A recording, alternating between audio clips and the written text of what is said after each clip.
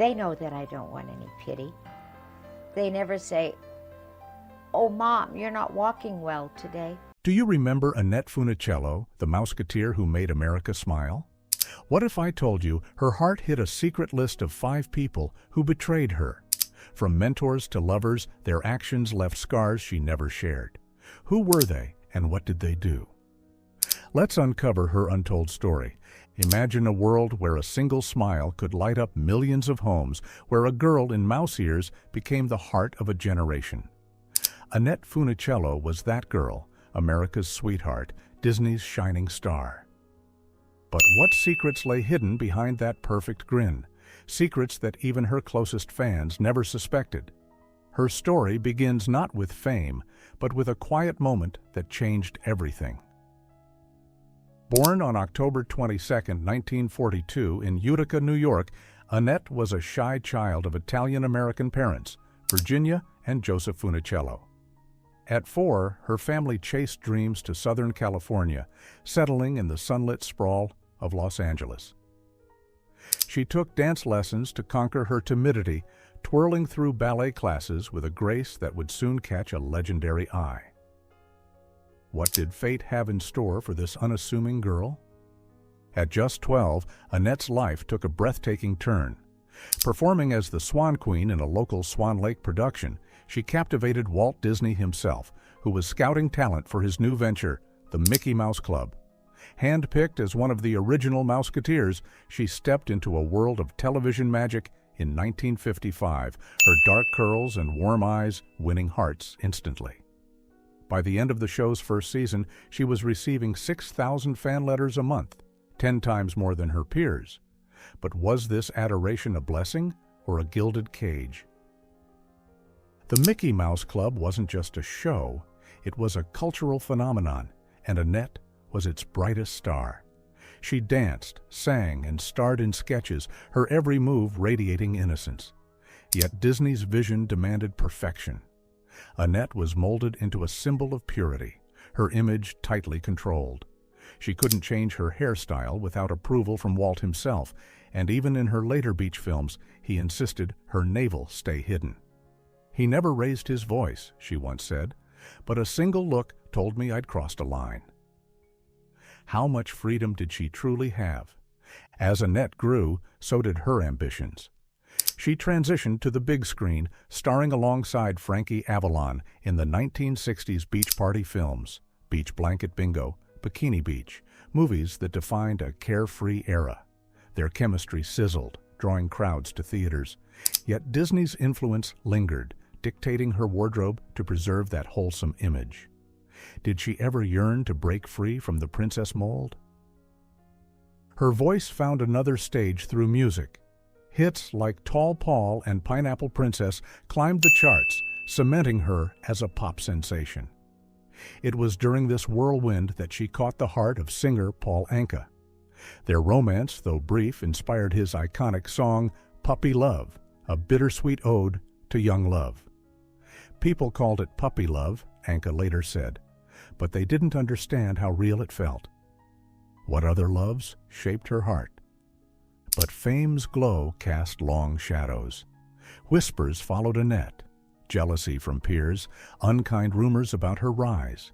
She faced pressures few could imagine, maintaining a flawless facade while navigating a world that demanded her perfection. When she collapsed during a performance, the whispers grew louder, yet she pressed on, her resilience a quiet rebellion against the doubts. In 1987, at 45, Annette faced a new battle. While filming Back to the Beach with Frankie Avalon, she noticed dizziness and faltering balance. Doctors delivered a devastating diagnosis, multiple sclerosis, a disease that would slowly rob her of movement. For 5 years she kept it hidden, fearing judgment until 1992, when she bravely shared her truth to dispel rumors of weakness. Why did she carry this burden alone for so long? Annette's courage shone brighter than ever. She founded the Annette Funicello Research Fund for Neurological Disorders, pouring her heart into helping others. As her condition worsened, she lost her ability to walk in 2004, her voice by 2009, her spirit remained unbroken. Fans sent letters, not of pity, but of admiration, inspired by her grace under pressure. On April 8, 2013, Annette passed away at 70, her legacy etched in the hearts of those who grew up with her. Yet rumors persist of a final act of defiance, a list of 5 names, people who, some say, betrayed her trust and left scars on her soul. Who could have hurt this beloved icon so deeply? A mentor who shaped her? A friend who turned away? Or a love that promised forever but delivered pain?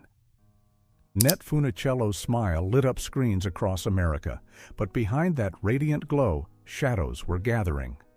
As we saw in her rise to fame, she was Disney's golden girl, a symbol of innocence adored by millions. Yet as her star soared, so did the weight of those who held her reins. Who were the figures that turned her dreams into a gilded cage, and what secrets did they leave buried in her heart? Walt Disney wasn't just a mentor, he was the architect of Annette's world. From the moment he spotted her at 12, dancing as the Swan Queen in a Burbank recital, he saw a star he could shape. But his vision came with a price. "He turned me into an illusion," Annette later confided, her words heavy with the ache of a life scripted by another. She was the face of the Mickey Mouse Club, receiving 6,000 fan letters a month by 1956, more than any other Mouseketeer. Yet every step was choreographed. Want to cut her curls? She needed approval from Walt himself? A kiss in a scene? Forbidden, even if the co-star was her real-life boyfriend. "Annette is purity," Walt told the press, his voice warm but unyielding, "and I'll protect that at all costs." But was it protection or possession? When Annette yearned to break free, to shed the princess image in the beach party films, Walt summoned her to his office. He slid a gold ring across his desk, her name etched in delicate script. "You're not leaving," he said, his smile as firm as a contract. "You're ours." Fear kept her silent. Leaving meant losing the only world she knew. In her diary, years later, she wrote, "I lost control of my arms and legs to illness, but my life, that was taken when I was 12. Disney's magic wasn't just in his stories, it was in making everyone believe he was her savior.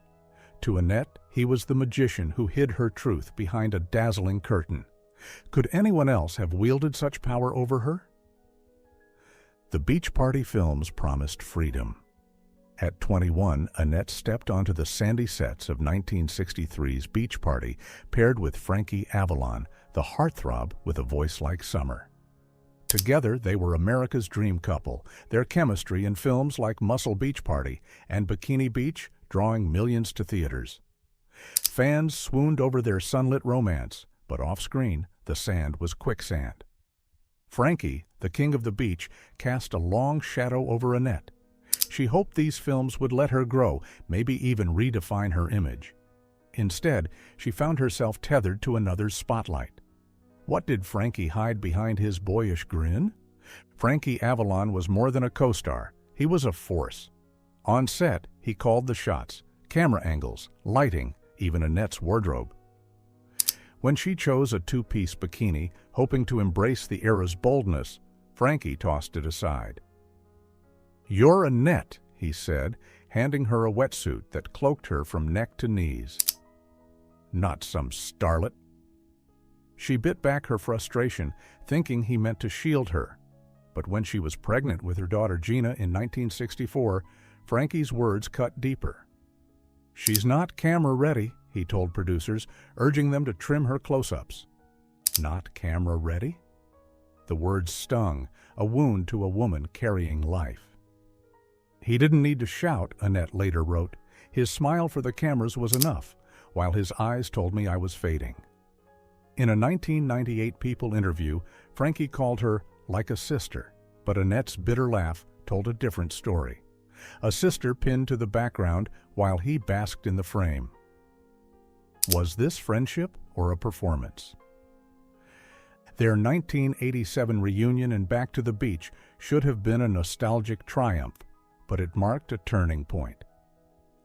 Annette stumbled during filming, her balance faltering, a sign of the multiple sclerosis that would soon define her life. Frankie later told Inside Edition, "She was struggling, and we all saw it. Yet on set, Annette felt his support waver, his focus on the spotlight unwavering. To her, Frankie wasn't the villain. He was the thief who stole her chance to shine as herself, wrapping her in a nostalgia that felt like chains." Her list of 5 names, whispered in her final days, bore his name not for cruelty, but for the quiet erosion of her spirit. Who else had left such marks? Then came Shelley Fabares, the other Disney darling, whose smile hid a sharper edge. On the surface, they were kindred spirits, 2 young women navigating fame's glittering maze. Fans loved their chemistry and shared projects, like guest spots on shows like Burke's Law. But behind the scenes, Shelley was a shadow Annette couldn't shake. She never raised her voice, Annette recalled, but she was always there, whispering to directors, standing close when I faltered. During a beach scene for Bikini Beach, Annette tripped, scraping her knee on the sand. The crew rushed to help, but Shelley stood back, clapping with a laugh. "Give her an Emmy for that tumble," she quipped, her words slicing through Annette's pride. Later, a bouquet arrived in Annette's dressing room, a card tucked inside. "You're my inspiration. Get well soon." Annette kept it, not for warmth, but as a reminder of Hollywood's duplicity. Why did kindness feel so cruel? Shelley's presence was a constant, her charm a mask. When Annette struggled with a dance sequence, Shelley was there, offering tips with a smile that didn't reach her eyes. "She made me feel small," Annette wrote, not by words, but by always being one step ahead. In a 1960s interview, Shelley praised Annette as America's sweetheart, yet Annette saw through the flattery. The 3rd name on her list wasn't born of anger, but of a betrayal that cut deeper because it came from a woman she once called a friend. What drove Shelley to undermine her? These 3, Walt, Frankie, Shelley, wove a tapestry of control and betrayal that Annette carried for decades. Walt's magic shaped her, but it bound her. Frankie's charm lifted her, but it diminished her. Shelley's friendship promised support, but it stung with rivalry. Yet 2 names remain on her list, 2 stories yet to unfold. Who else could have wounded a heart so resilient, and what secrets did they hold? Annette Funicello's life was a tapestry of stardom and sacrifice, her radiant smile masking a heart scarred by those closest to her. After navigating the betrayals of Walt Disney, Frankie Avalon, and Shelley Fabares, 2 names remained on her whispered list, names tied to love and regret, etched in the quiet of her final days. Who could wound America's sweetheart so deeply, and what truths did they reveal about the cost of fame? Paul Anka's voice was a siren call in the late 1950s, his songs weaving dreams for a generation. For Annette, he was more than a chart-topping star.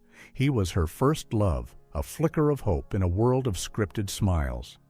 Their romance, born backstage during shared performances, inspired his 1960 hit Puppy Love, a song that soared to number 2 on the Billboard charts. Fans swooned, believing it captured their eternal bond. But what lay beneath the melody? Annette poured her heart into their connection, envisioning a future of marriage and shared dreams. Paul, however, was a young artist chasing fame, unready for the commitment she craved.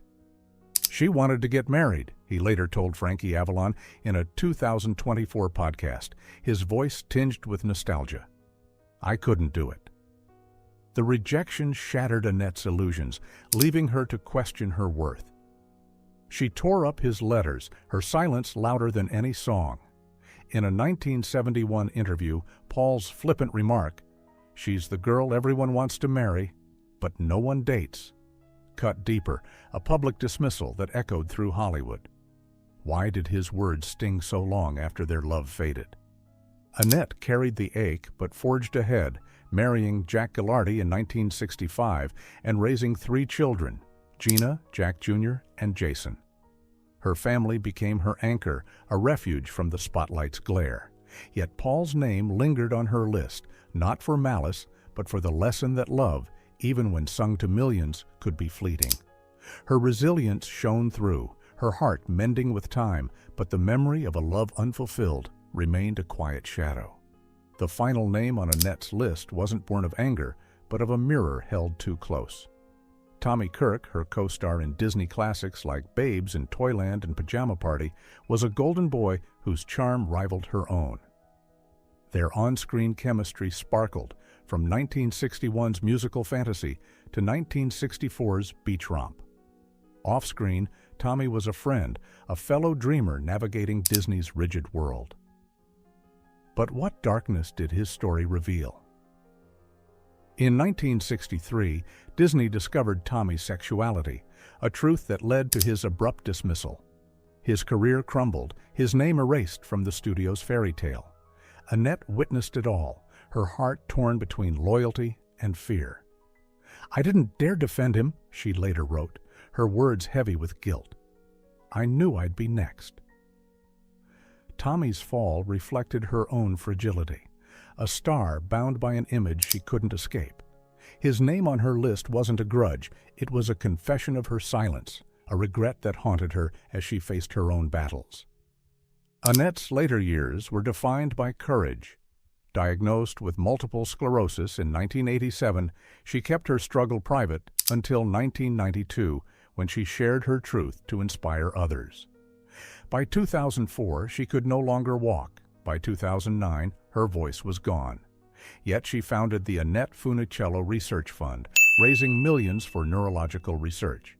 Her spirit, unbroken, became a beacon for fans who sent letters not of pity, but of awe.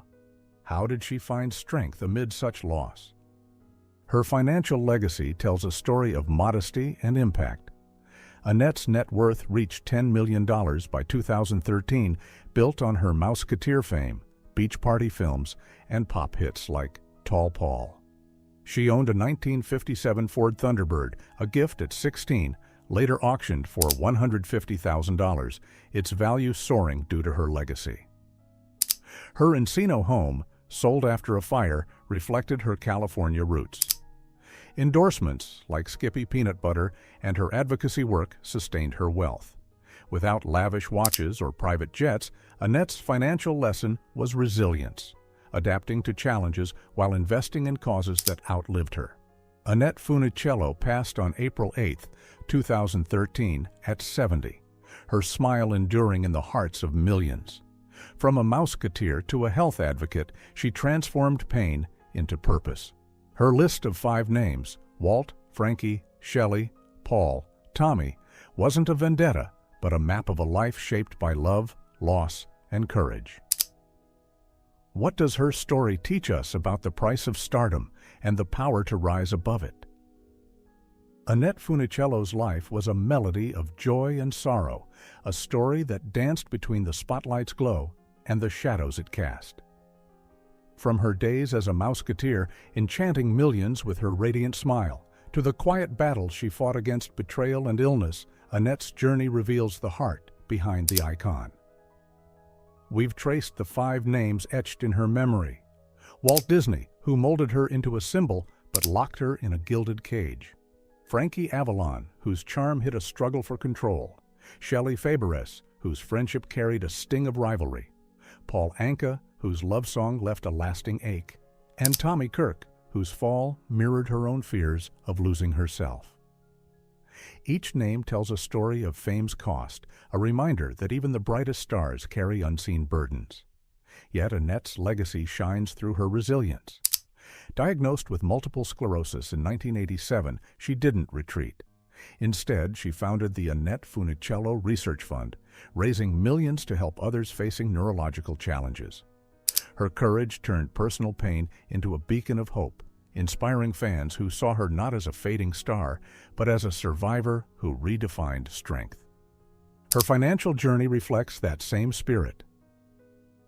By 2013, Annette's net worth reached $10 million, built on her Mickey Mouse Club fame, beach party films, and hits like Tall Paul.